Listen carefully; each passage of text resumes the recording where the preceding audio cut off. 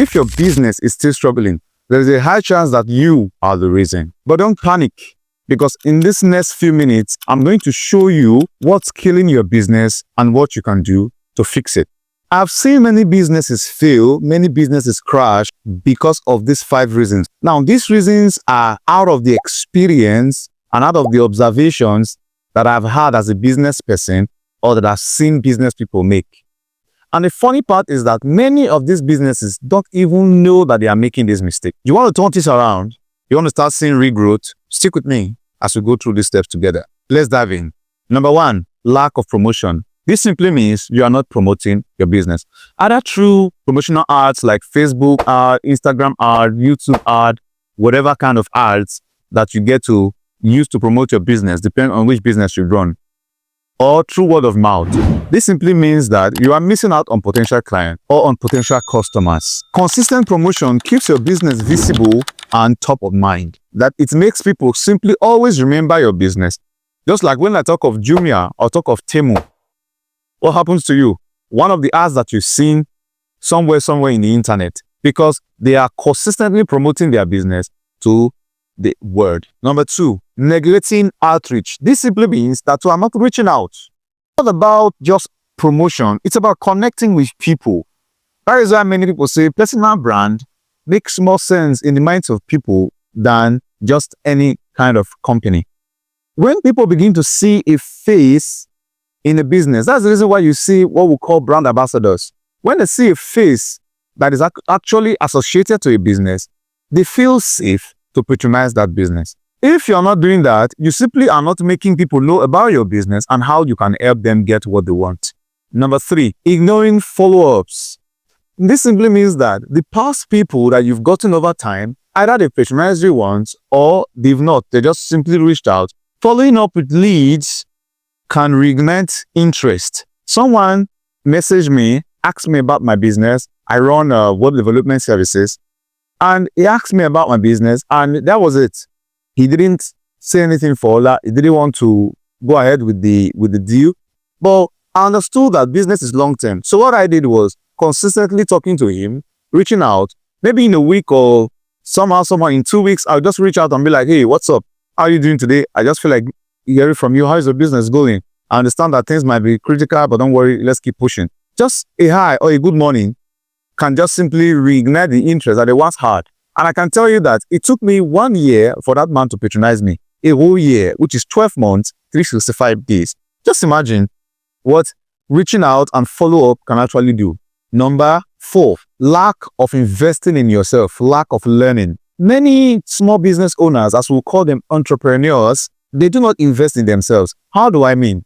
Now, before you become an entrepreneur, you must first be a solopreneur. And I can tell you that 75% of the people watching me now are solopreneurs. You don't have people working for you in your team that could help you do this, and this. Now, the thing is, as a solopreneur or someone who is just entering into the business world, whether you are 1 year, 2 years, 3 years, 4 years, just depends on your state you are today. Not everybody has the budget to pay for every service that they need. This now helps you learn. If you need graphic designs in your business as often as possible, there are many ways to learn graphic design, even not as a professional.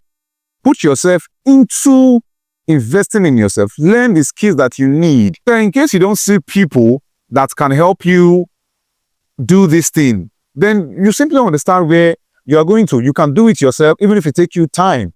It is more expensive to pay people than to learn for yourself.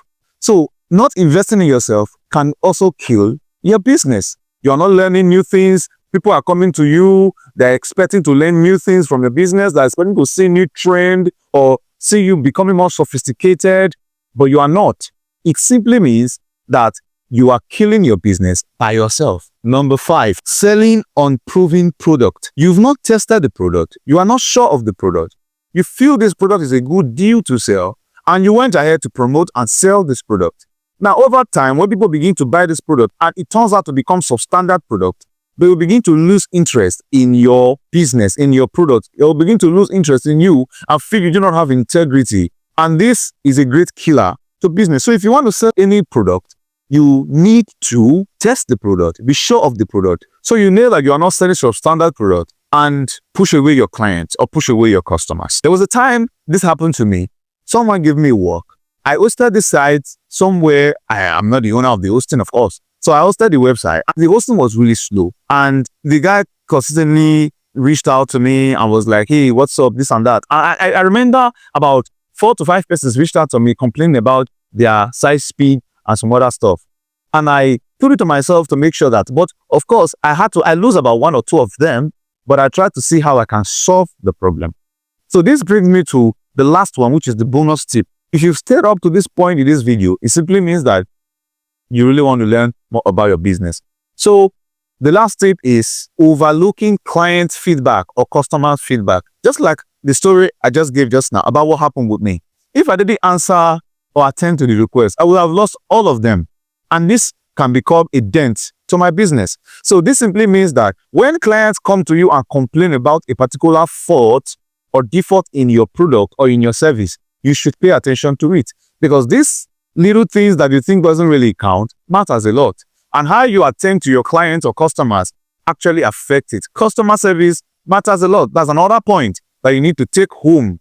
If you do not talk to your clients very well, if you do not attend to them very well or your customers very well, over time you begin to see drop in your customer retention.